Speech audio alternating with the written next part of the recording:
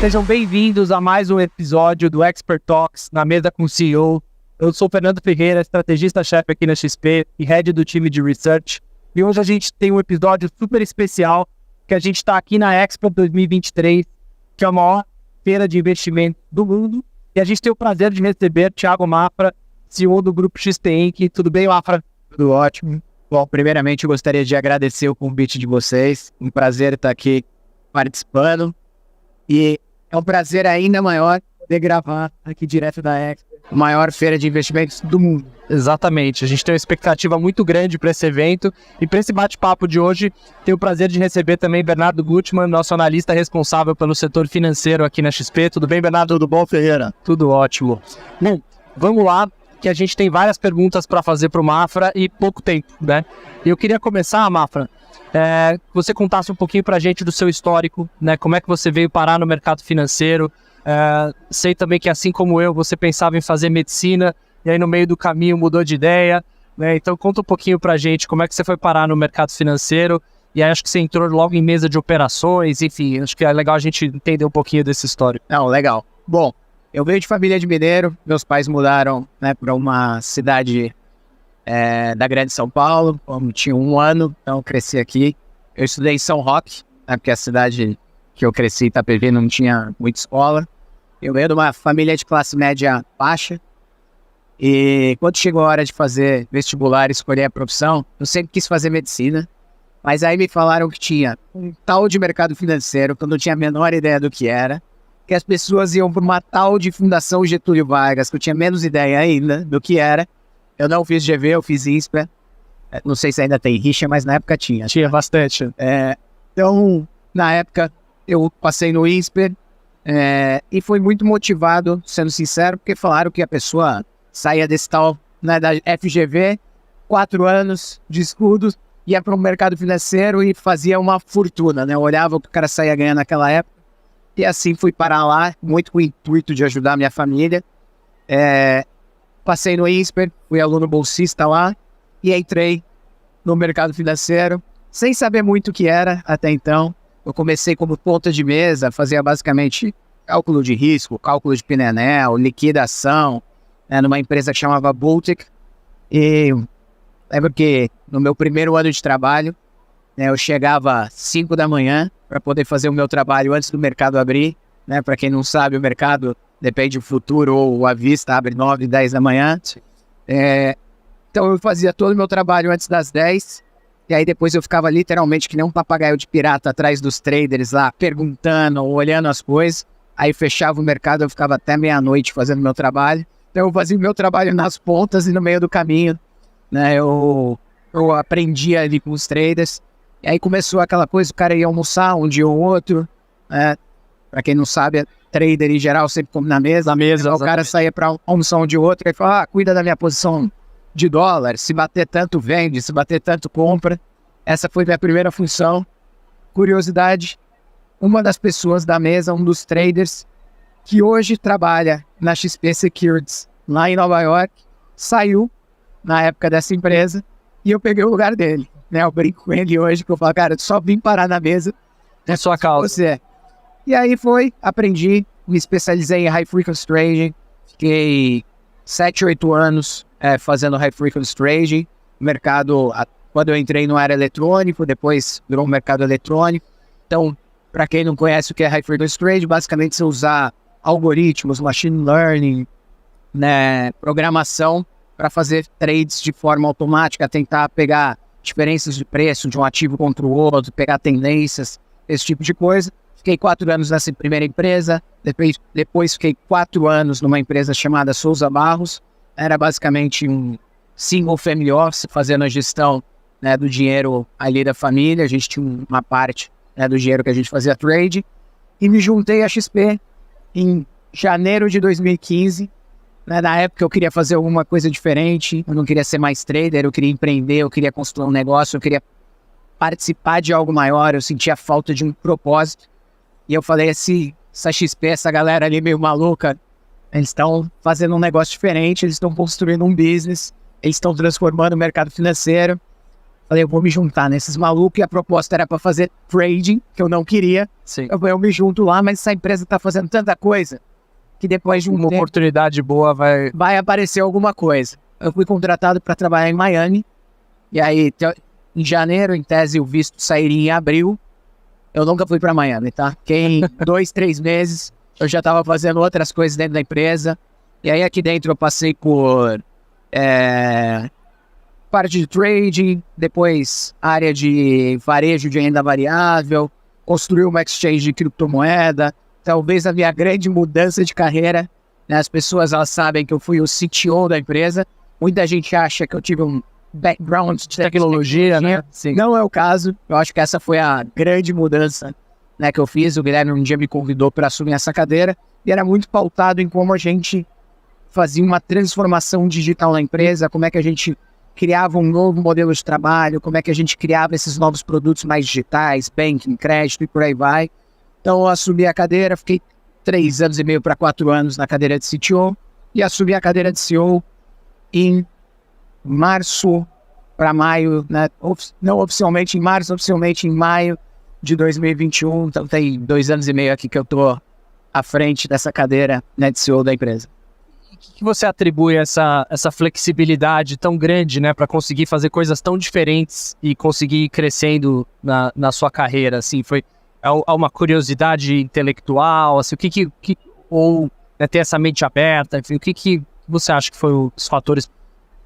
Eu acho, quando você pega, né, foi o que eu falei aqui a grande virada foi literalmente a cadeira, né, de CTO. Eu sempre tive times, eu sempre liderei áreas de negócios, sempre liderei, né, construção de novos negócios.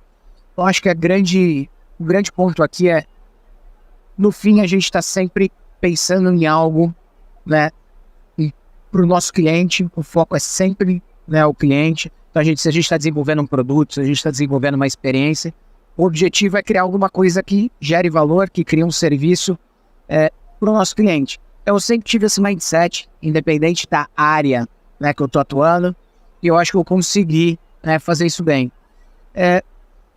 Eu acho que a partir de um momento da vida, mais do que o skill técnico, você perguntar hoje, depois de 3 anos e meio, 4 anos sentado na cadeira de tecnologia, se eu sou o cara que mais entende tecnicamente de tecnologia, obviamente não. Tem muita gente melhor do que eu, o cara que entende de arquitetura, de programação, de linguagem. Só que eu acho que a grande beleza, independente da cadeira que você senta, tem skills em comuns, né? É entender o negócio, é saber montar times fortes, é saber liderar pessoas, é saber escolher prioridades, é ter metodologia de gestão e processos. Então, eu acho que esses foram os skills que foram me levando cada vez mais para frente.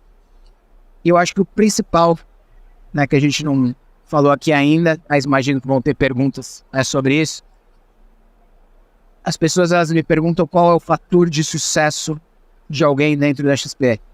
Para mim é fit cultural. A gente tem uma cultura forte, a gente tem uma cultura única, a gente tem uma cultura de dono, de empreendedorismo, de foco no cliente, de inovação.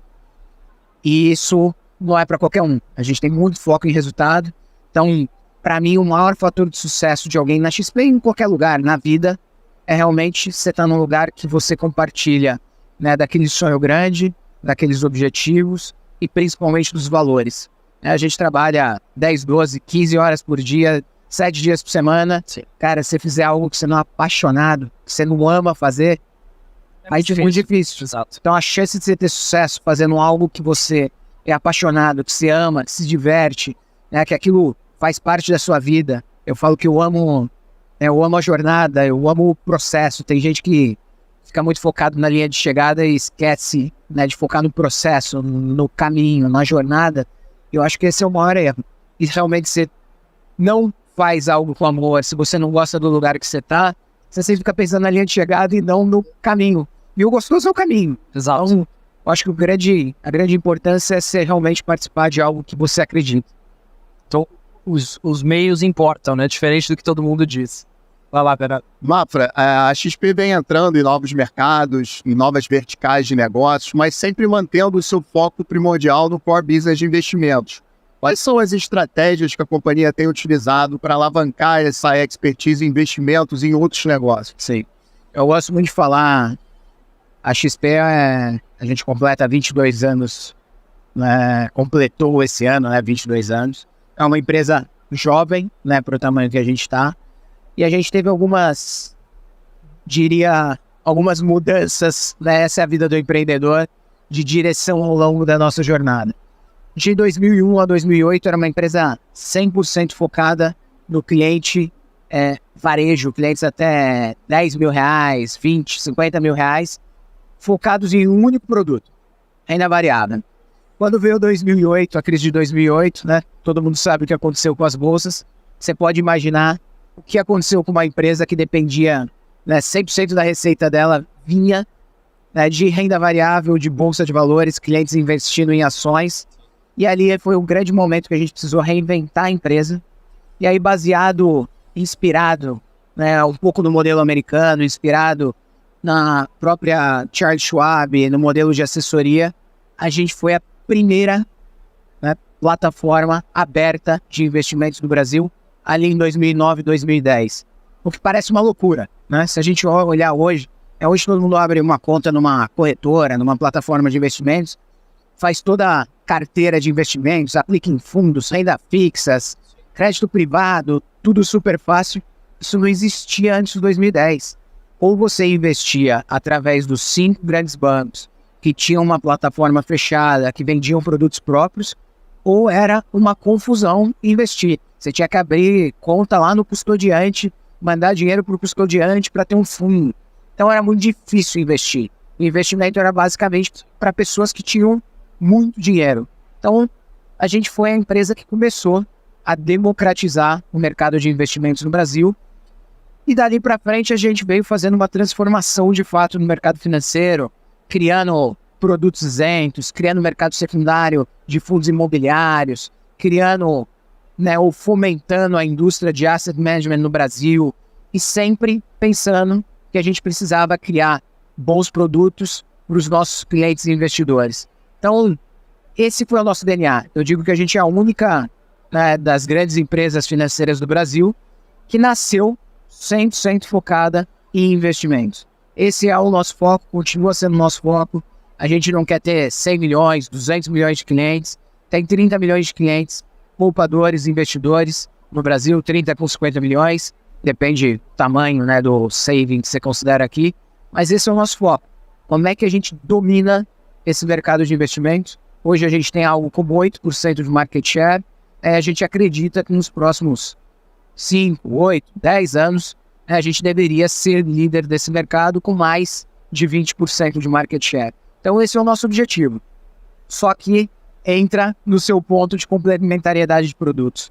O que aconteceu? A gente era uma plataforma até 2019, né, 100% focada em investimentos. A gente tem hoje mais ou menos 50% de share of wallet de investimento dos nossos clientes. Significa que nossos clientes que têm 1 milhão investidos com a gente, tem outro 1 milhão em alguma outra plataforma, em algum outro lugar. E por que isso? Porque eles precisam de serviços que a gente não tem, né? Ele precisa, ou não tem, ou não tinha, né? Que algumas coisas a gente criou e a gente entra aqui, mas lá em 2019 ele precisava pagar uma conta, ele precisava passar um cartão, ele precisava de um seguro, ele precisava de um crédito, e eram coisas que a gente não tinha. Então, o que a gente vem fazendo, e o jeito que eu gosto de pensar a empresa hoje, né, são 3 grandes verticais. A primeira é, que a gente acabou de falar, mais do mesmo melhor, como é que a gente continua avançando na plataforma de investimentos, como é que a gente continua avançando em ter a melhor experiência, o melhor serviço, o melhor asset allocation do mercado, e consequentemente a gente vai ganhar no market share. E as 2 outras verticais são os novos serviços, aqui eu estou falando de crédito, banking, seguros, e por aí vai, a gente volta aqui. E o terceiro é o banco de atacado. Quando a gente começou a criar as novas verticais, foi muito focado em como é que a gente aumenta a proposta de valor, como é que a gente vira o one-stop shop da vida financeira dos nossos clientes. E a partir do momento que a gente conseguir abraçar o nosso cliente, servir todas as necessidades financeiras dele aqui dentro da XP, aí sim ele corta o cordão umbilical e investe 100% com a gente. Então essas novas verticais, elas têm 2 grandes objetivos. Expandir o nosso TAM, diversificar a nossa receita, aumentar o ARPU, diminuir o churn, porque o switching cost desses clientes vão aumentando, mas principalmente reforçar o próprio business de investimento. E aí a gente chega na terceira vertical, que é o banco de atacado. A gente começou nosso investment banking lá em 2012, né, mais de 10 anos atrás. Por quê? Os bancos tinham a plataforma fechada, a gente precisava de produto para vender na nossa plataforma. Então a gente foi quase que obrigado a montar o nosso investment bank, a nossa área de atacado, que a gente precisava originar e estruturar produtos para abastecer Conseguir a nossa, distribuir na nossa plataforma de varejo. Sim. Então, essa é a nossa jornada. Hoje, né, a gente vem caminhando para ser cada vez mais, né, uma empresa full service, um banco completo, né, que atende tanto clientes PF quanto PJ. E essa é a jornada que a gente vem construindo. De novo, tem 3 anos que a gente tem uma licença bancária, né? Tem vários bancos aí que são centenários, que vem fazendo isso há mais de 100 anos. Então a gente vem avançando rápido, construindo, mas é uma jornada que a gente vai dando passo por passo, vai avançando e que vai levar um tempo para a gente construir. Sim. E nesse sentido a gente já vem quebrando vários recordes, né, Mafra? Recentemente quebramos recordes no business de cartões, no business de seguros, câmbio, previdência. Tem alguma área dessas novas frentes que você está mais animado? Você julga ser uma frente mais promissora? Sim. A gente divulgou, acho que 2 semanas atrás, o nosso resultado, né? Então a gente acabou de falar de vários números dessas novas verticais. Algumas delas literalmente cresceram 100% ano contra ano, né? Q2 do ano passado contra Q2 desse ano. Cartões é um exemplo. Essas novas verticais que não existiam há 3 anos atrás, ou seja, elas representavam 0% da nossa receita, elas literalmente não existiam. No Q2 desse ano, elas já representaram 11% da nossa receita. E imagina, né, que o pace de crescimento médio dessas linhas de negócio foi 67% ano contra ano. Então, isso aqui vem tornando a empresa mais resiliente, menos correlacionada, né, com o cenário macro. É óbvio que tem uma parte do nosso core business, investimentos, que tem sim uma correlação, né, com o cenário macro, com o preço dos ativos e por aí vai. Então eu gosto de chamar que essa parte é o cyclical grower, né, tem ciclicalidade, mas a gente está sempre crescendo. Em anos bons, a gente tem 2020, 2021, a gente ganhou 150 bips de market share em investimentos. 2022 foi o ano mais difícil o cenário macroeconômico, a gente ganhou 70, e nos últimos 12 meses a gente ganhou 60. Então, os anos mais difíceis a gente cresce mais menos, anos melhores a gente cresce mais, o que é diferente nessas novas verticais, que tem muito menos correlação, e a gente ainda tem uma penetração muito baixa. Em cartões a gente tem algo como 20% de penetração na nossa base. Você vai para seguros, crédito, esses outros produtos, é algo como 1% da nossa base. Seguros é um bom exemplo. A gente está com 1,5% de penetração, mas 50% dos nossos clientes têm pelo menos um tipo de seguro tomado no mercado. Eles têm pelo menos uma apólice de seguro no mercado. Ou seja, a gente acredita que a gente pode sair, né, o nosso objetivo aqui desse 1,5% de penetração para algo como 20, 25 nos próximos anos. A gente tem uma avenida de crescimento gigantesca, né, nessas novas verticais. Você me perguntar o que eu estou mais animado? É difícil falar. Eu acho que o que a gente mais avançou foi banking.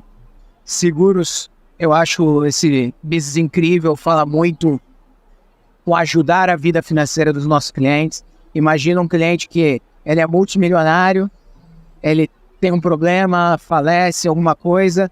A gente sabe como é um processo, né, de inventário no Brasil. Imagina uma família multimilionária que no dia seguinte ela vai passar aperto financeiro, que até ela conseguir colocar a mão nesse dinheiro, né, vai demorar um tempo. Então, aqui entra a oferta de seguros. Eu acho que quando a gente começa a olhar esses novos produtos, é como é que a gente presta um serviço cada vez melhor para o nosso cliente, como é que a gente olha a vida financeira desse cliente, end-to-end, e a gente faz realmente uma assessoria completa para esse cliente. E a gente acabou de lançar a conta global, né? Tem alguns dias que a gente anunciou. Conta pra gente um pouquinho desse novo produto, um cartão lá fora, que eu imagino que também era uma necessidade dos nossos clientes. Esse é um case super bacana, né? A gente falou da XP ser uma empresa de inovação, essa é uma empresa de tecnologia, que prestam um serviço diferente, né, dos outros players de investimento. A maioria dos players hoje, os grandes bancos, os bancos americanos, você literalmente precisa ser um cliente multimilionário, em vários casos um multimilionário em dólares, para ter acesso a uma conta offshore. Se você pegar a nossa conta offshore, para quem já é um cliente XP, você consegue abrir uma conta literalmente com 3 cliques. Vai demorar algo como 5 com 10 segundos para abrir uma conta offshore, algo impensável alguns anos atrás, e você vai conseguir começar a investir offshore com R$1.000, $1.000, dependendo do produto. Então, aqui é mais uma vez a XP democratizando, né, o mercado de investimentos, dando acesso a um produto que até então era só para pessoas, né, com poder aquisitivo muito maior, investidores muito mais qualificados e com patrimônio, né, mais elevado. E a gente vem trazendo isso para a pessoa física, varejo, cliente afluente. Então, esse é o nosso objetivo, esse é o nosso dever, essa é a nossa missão, né, transformar o mercado financeiro e democratizar o acesso a investimentos de qualidade. Boa. E você falou um pouquinho da Schwab, né? A XP usou muito a Schwab como, né, um padrão ali a se seguir, inclusive a Expert, né, foi inspirada na conferência da Charles Schwab, mas o que a gente vê hoje é que a XP já é bastante diferente de uma Charles Schwab, né? A gente tem a parte de investment banking, até a parte de banco de atacado, enfim, tem alguma empresa ou algumas empresas que você olha lá fora para ter um comparável com a XP, ou a XP quer traçar o próprio caminho sem rumo definido? Sim. A gente sempre faz essa referência a Charles Schwab, porque realmente foi a nossa inspiração lá atrás de montar uma rede de distribuição forte. Eu acho que essa é uma das grandes vantagens competitivas que a gente tem hoje. Hoje a gente tem mais de 14 mil agentes autônomos no Brasil, a gente tem 75% de market share nesse mercado, mais os agentes, né, os internal advisors, né, as pessoas que trabalham dentro da XP em assessoria. Então, esse é um diferencial competitivo para a gente, a plataforma aberta, né, a democratização de investimentos. Então, a gente se inspirou, sim, muito no case da Charles Schwab, mas como você mesmo mencionou, tem similaridades, mas tem muitas diferenças, né? A Charles Schwab, comparado com a XP, eu acho que a gente foi verticalizando e indo além do modelo de negócio, né, que a Charles Schwab tem. A gente tem um banco de atacados, a gente tem assessoria, né, mais verticalizada, a gente vai, né, até o cliente final, a gente tem nossa própria asset management, a gente tem, né, o banco. Então a gente tem linhas de negócio que vão além. O jeito que eu gosto de pensar hoje, né, na XP, a gente é uma combinação. A gente tem 3 grandes linhas de negócio, né? A gente tem, a gente chama internamente de RIA, de Wealth Management, né, que é toda a parte, né, de plataforma de atendimento, né, ao cliente investidor. A gente tem o nosso Wholesale Bank, o banco de atacado, e a gente tem, que a gente chama internamente de AMS, que é toda a nossa parte de Asset Management.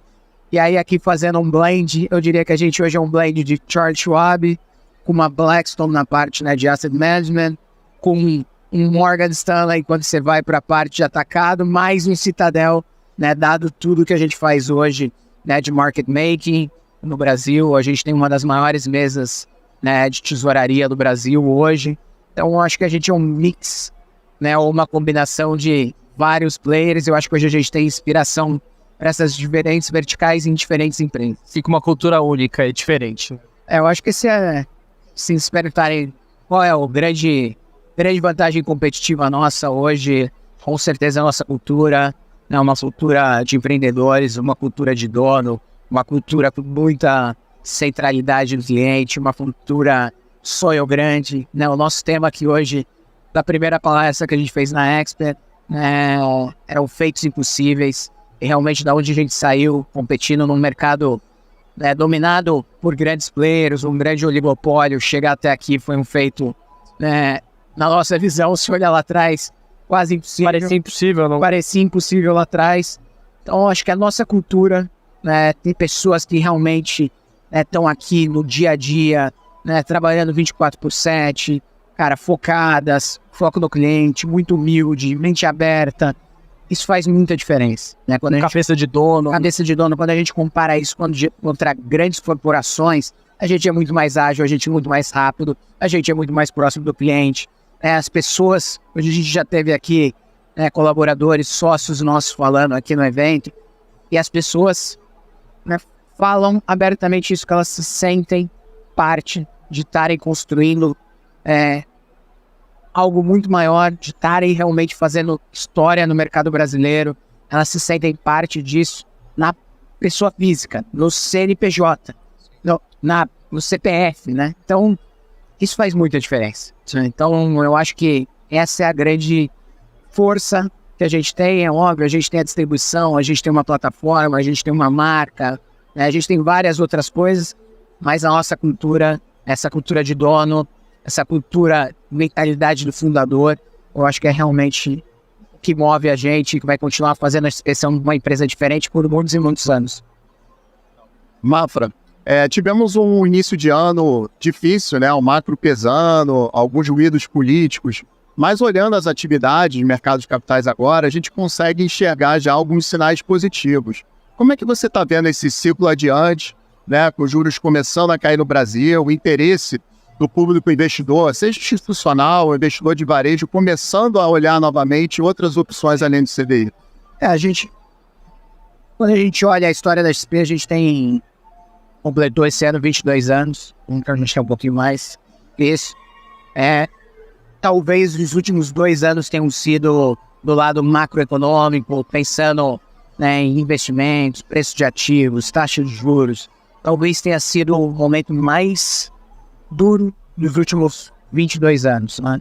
Se a gente pegar o nível, né, de taxa de juros no Brasil saindo de 2 para 13,75 num período de curto período de espaço, né? Mesma coisa em todos os mercados pelo mundo, né? Taxa de juros nos Estados Unidos saindo de 0, né, para perto de 5, inflação no mundo, um pouco pelo efeito da pandemia, um pouco, né, pela próprio, né, os outros fatores econômicos.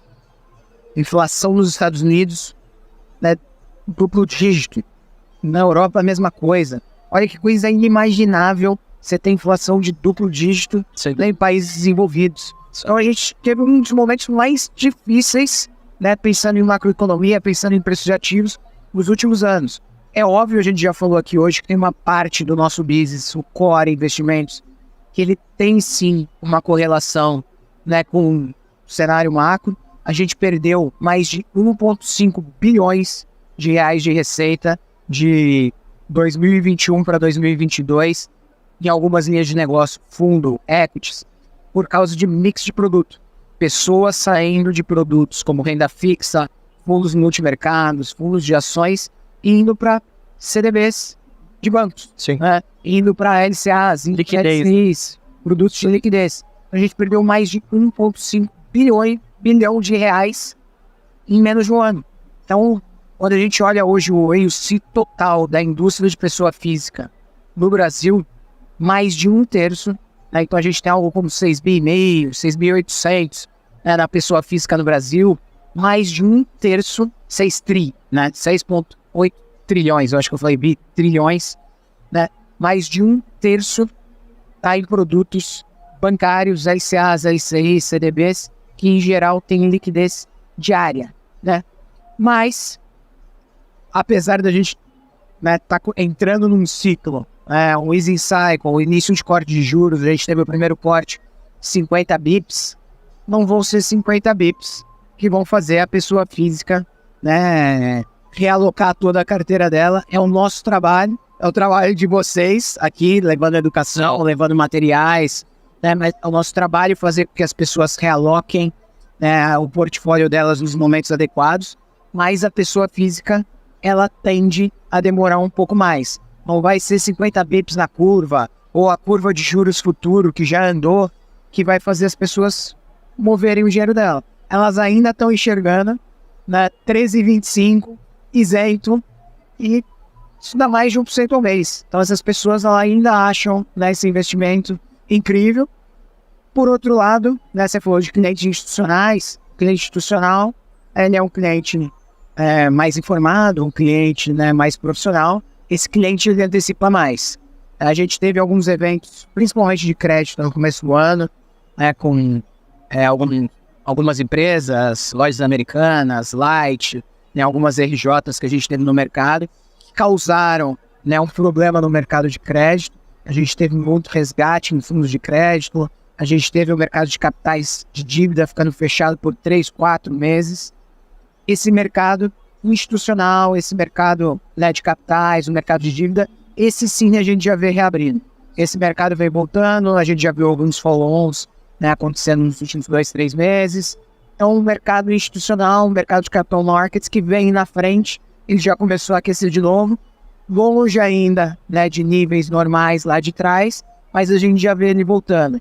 E em algum momento, com essa queda, né, de juros mais acentuada, a gente espera sim que as pessoas físicas elas comecem, né, a rotacionar os portfólios, comecem a voltar mais para a bolsa, comecem a comprar, né, produtos com taxas, né, maiores, mas produtos com duration mais longo e renda fixa. A gente deve começar a ver esse shift que a gente viu 2 anos atrás para liquidez diária, produtos bancários, invertendo e voltando, né, para o outro lado. A parte boa é o que eu falei aqui, mais de 1/3, mais de 2 trilhões de reais estão em produtos bancários com liquidez diária. Esse dinheiro ele move realmente muito rápido de volta, e eu acho, né, óbvio que eu sou lesado aqui, que a XP é a empresa mais bem posicionada para pegar essa volta, né, desse novo ciclo que vem pela frente. Fora todo o dinheiro que está na poupança ainda mal investido, mas a gente fez um estudo, Mafra, que mesmo dentro da renda fixa, durante ciclos de corte da Selic, o CDI, né, o pós-fixado, é o pior lugar para estar dentro da renda fixa, né?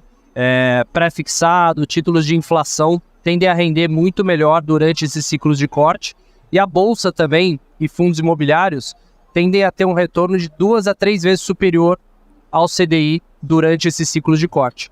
Então, nessa linha, eu queria te perguntar se você acha que a Expert esse ano pode ser um balizador aí de mudança de sentimento para mais positivo, né? Voltar a gente entrar num ciclo mais favorável.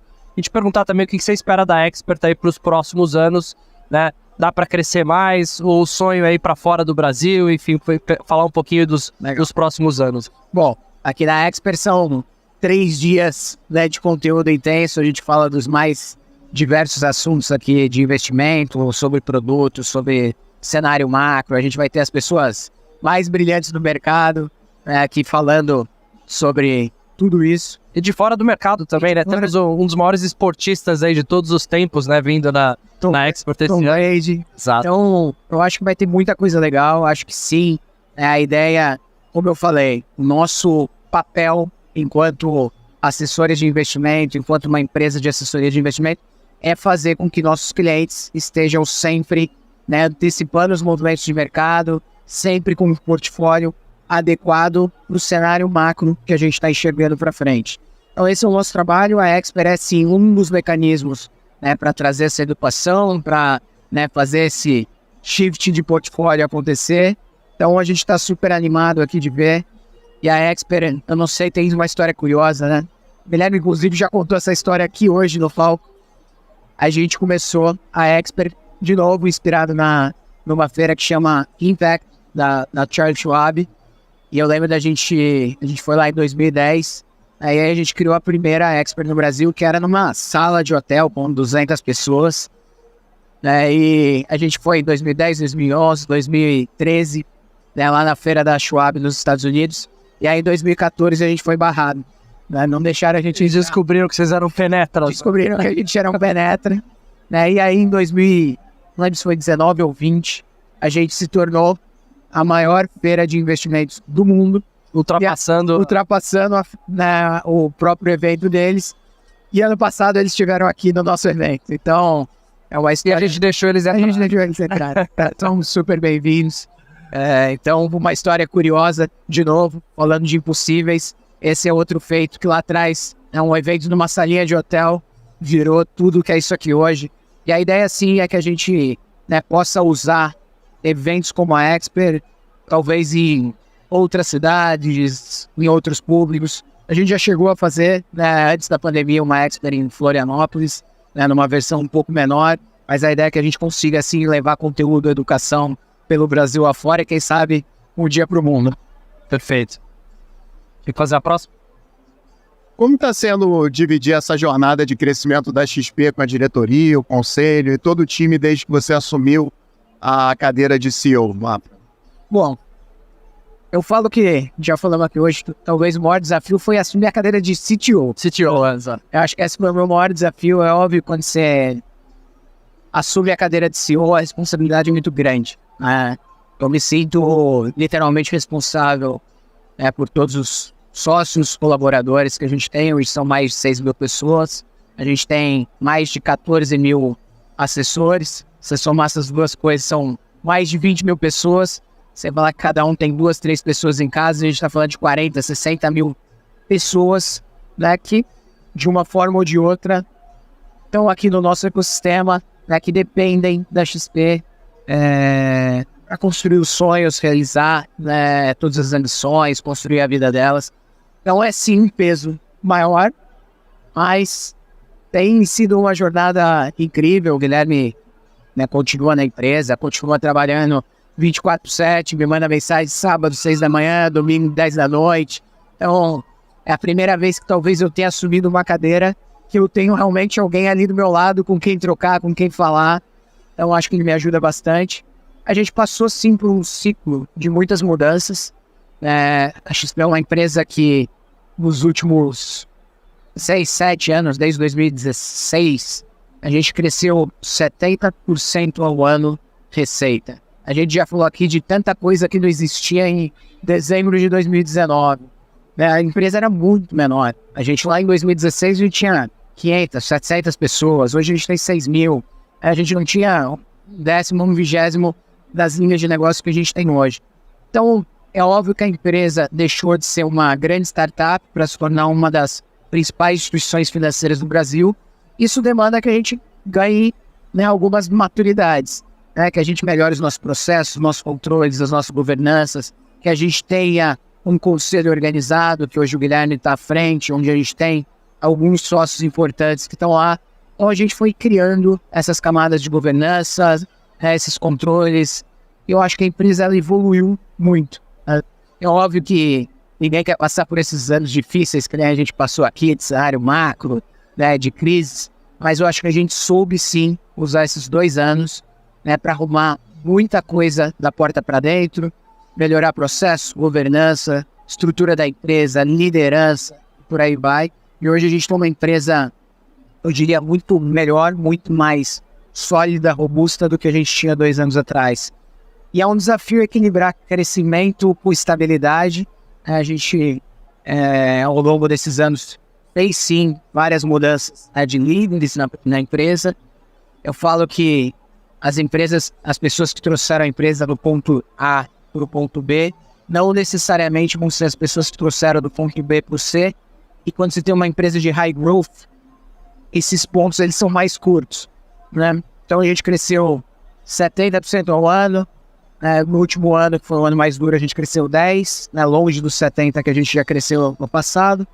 E eu acho que daqui para frente a gente deve crescer algo no meio desse caminho aqui. Então acho que a gente vai começar, né, a ganhar um pouco mais de fôlego para ir crescendo com mais consistência, dando tempo para as pessoas se reinventarem, treinarem, realmente evoluírem. A gente tem pessoas que há 2, 3 anos atrás lideravam uma área de 2, hoje lideram uma área de 200. Esse cara tem uma função completamente diferente hoje do que ele fazia, né, lá atrás. Então eu acho que tem vários desses exemplos aqui, mas é uma jornada, tem sido super bacana. Eu acho que estamos no começo dessa jornada aqui. Exato. E Mafra, em algum momento você pensou que você estava pronto para chegar à cadeira de CEO, que você estava sendo moldado aí para chegar a essa posição de CEO, as coisas foram acontecendo? Como é que foi esse convite do Guilherme? Enfim, conta um pouquinho para a gente como é que foi aí vir de CTO, que já era uma posição muito importante na companhia, né, para assumir essa cadeira de CEO. Bom, eu já falei que a gente é uma empresa que veio ganhando maturidade, né? Então os nossos processos, uns 2, 3 anos atrás, eles eram um pouco menos organizados. E eu lembro que um dia o Guilherme a gente conversando e eu falando, pô, Guilherme, acho que você tem que... a gente estava falando nessa época de muito da transformação dos times multifuncionais que a gente vinha criando ali dentro de tecnologia e de como que a gente podia escalar isso para a empresa inteira. Aí nesse papo um dia ele falou, pô, Mafra, eu acho que... Eu não sei se eu sou a pessoa correta para fazer isso, né? Eu não sei se eu sou a pessoa correta para essa próxima jornada que a empresa, essa próxima pernada que ela precisa dar, né? Muito desse ponto A para o B, do B para o C que eu acabei de falar. E eu acho que talvez você seja essa pessoa. Eu nunca tinha pensado, tá? Sendo muito sincero, até porque eu achava que o Guilherme ia ficar na cadeira de CEO mais 30 anos, tá? Assim, pô, ele é apaixonado por isso aqui. Sim. Aí já falei, trabalha 24/7, acho que é a vida dele, é a minha vida. Então eu não via, nunca pensei. Quando ele falou isso, eu fiquei em choque, né? Eu acho que ele viu que eu fiquei em choque, ele falou, mas não fica tão animado, porque esse processo aqui, pô, é um processo que talvez não aconteça. E se acontecer, é um processo de 2, 3 anos aqui, cara, que a gente vai fazendo com calma. Passado algumas semanas, o Jeff Bezos saiu da cadeira de CEO Da Amazon. e o CTO assumiu a cadeira, né, de CEO. E aí o Guilherme me chamou de novo e falou, olha aqui, Mafra, tá aqui, ó. É óbvio que a gente tem que fazer esse movimento, pô. Vambora, vamos fazer. Vamos organizar aqui um processo de transição. Ou a gente, ao invés de fazer em 2, 3 anos, a gente faz em alguns meses. E aí foi aquele choque, né, cara? Então, foi algo menos preparado, estruturado, né, talvez do que em outras empresas. Mas, de novo, o Guilherme, né, não é que ele passou o bastão e foi embora. Então, teve um processo de transição, né, que apesar de ter sido mais rápido, ele ainda até hoje tem várias coisas, vários conselhos que eu peço pro Guilherme, várias decisões que a gente, né, toma em conjunto. Ele é super presente, participativo. Então, foi um processo de transição mais suave, Sim. mas no nosso bom estilo XP, empreendedor, ágil. Foi um processo rápido, né? E foi uma surpresa, Severani. Pessoal, a gente está chegando no final aqui. Eu queria fazer algumas últimas perguntas para você, Mafra. Para quem está entrando no mercado financeiro agora, seja na XP ou não, mas enfim, que está começando a carreira, que conselhos que você dá para essa pessoa? Como é que ela vai ter sucesso aí na sua carreira? Eu acho que a gente já até falou um pouco aqui em alguma das perguntas anteriores. Para mim, a maior dica que eu posso dar é as pessoas procurarem fazer aquilo que elas realmente se sentem motivadas a fazer, participarem de um projeto, né, que elas veem um propósito, né, participarem dessa jornada. Porque você trabalhar em algo só por dinheiro ou por status ou por alguma coisa, você faz isso 1, 2, 3 anos, mas você não vai fazer isso por 10, 20, 30 anos. Sim. Eu acredito muito, né, em fazer parte de algo maior, fazer parte da construção de um propósito. E ninguém constrói nada em meses, 1, 2, 3 anos, né? A gente está aqui construindo a XP há 22 anos, e quando eu olho para frente, olho o tamanho da oportunidade, eu acho que a gente não construiu nada ainda. Exato. Né? Então, vão ser mais 10, 20 anos, né? Quando a gente contrata alguém da XP, quando a gente trouxe você, quando você vira sócio, cara, a primeira coisa que a gente fala é, a gente quer você aqui com a gente pelos próximos 20 anos. A gente quer pessoas com esse mindset. E achar um lugar, né, quanto antes, que tem a ver com você, né, que a cultura tem a ver com você, que os valores têm a ver, que o propósito tem a ver. Cara, você vai acordar de manhã não achando que você está indo trabalhar. Você vai acordar de manhã achando que você está fazendo história, achando que você está construindo um negócio, Sim. achando que você está deixando um legado. Né? E é isso, esse é o jeito que a gente sente, né, que são os sócios, as pessoas que trabalham aqui na XP se sentem. Né? A XP não é para qualquer um, tá? A gente tem os nossos defeitos, a gente tem as nossas qualidades, a gente tem uma cultura forte. Nem todo mundo vai achar a XP incrível, porque a gente não é para qualquer um e a gente quer pessoas, né, que sejam tão malucos quanto a gente, que sejam tão ambiciosos, que queiram fazer história com a gente. Então achar, né, essa empresa, essa cultura, algo que te mova, algo que te mova, você acorda de manhã motivado. Sim. Tem uma curiosidade, todo dia eu acordo de manhã e falo pra minha esposa, mais um dia pra dominar o mundo, tá? Cara, e não é o Mafra, cara, é o que a gente tá construindo. Tá? Então, eu acho que isso faz muita diferença. Então, quanto antes essas pessoas jovens que estão saindo da faculdade encontrarem isso, ou mais feliz ela vai ser e mais sucesso ela vai ter. Então, acho que essa é a minha maior dica. E como eu sempre falo pro meu time, né? A gente não é uma corrida de 100 metros, é uma maratona infinita, mas, porém, é uma maratona com pace super rápido, né? É uma maratona aí a 20 km por hora, né? Porque, de fato, é isso, né? A vida do empreendedor é uma maratona, né? Com barreiras. Exato. Assim, Várias barreiras. Então, as pessoas acham que empreender é a coisa mais maravilhosa do mundo, porque ela só vê a parte boa, né? Sim. Ninguém vai pra internet contar a parte ruim, ninguém conta a empresa que quebrou. Sim. Cara, só vem a história boa. Cara, mas a vida do empreendedor, ela é foda, tá? Você não pode falar palavrão aqui, né? Imagina, mas ela é difícil pra caceta. Cara, assim, a gente tem vários dias duros, a gente tem vários tombos, a gente tem... Se o cara ele não estiver fazendo algo que ele realmente acredita, ele desiste. Ele desiste. Ele tem que acreditar muito naquilo, ele tem que ser muito apaixonado. Então a vida do empreendedor é uma maratona com barreiras dura. Cara, vai ter mais tropeço do que sucesso. Sim. Mas essa jornada, se você gosta do processo, se você gosta de construindo coisas, cara, ela é incrível. E nessa pegada da maratona, como é que é um Mafra fora do ambiente de trabalho? O que você gosta de fazer fora do escritório? Quais são os seus hobbies? Eu sou uma pessoa muito reservada, né? Eu sou zero de festa, zero de social, zero de eventos. Eu tive que aprender, né, a fazer, a gostar um pouco, dado a cadeira, dado, né, a posição. Mas chegou para mim o final de semana, cara, sou eu, minha família, o mais reservado possível. Eu sou um cara muito early, né? Você já recebeu mensagem minha às 5:30 da manhã? Sim. Eu sou um cara que acorda cedo, dorme cedo, adoro rotina, adoro correr, fazer esportes, ler, ficar com a minha família. Então, cara, sou uma pessoa de hábitos simples. Eu gosto muito disso. Eu acho que pessoas que mantêm a vida simples, a vida é mais fácil, né? Aquelas pessoas que vão complicando muito a vida, cara, vida complicada dá trabalho, tá? Então, quanto mais simples a vida, eu acho que mais feliz as pessoas são. Então, sou um cara simples, de vida mais reservada, família, esporte, é o que eu gosto. E nessa linha, se você puder deixar pra gente uma recomendação de livro, uma ou mais de um, e também o que você tem visto aí, que você tem conseguido ver de séries, de filmes, enfim, do streaming. Tem 2 livros que você me convidou para um evento lá do time de research recentemente, né? Você falou, me recomenda um livro, eu levei 2 livros lá pra gente dar pra turma. Um é Extreme Ownership. Eu acho que a partir do momento que você traz o ownership para você, o mais comum das pessoas é elas atribuírem os erros, os fracassos, né, as cobranças a outra pessoa. Nunca o problema é dela, né?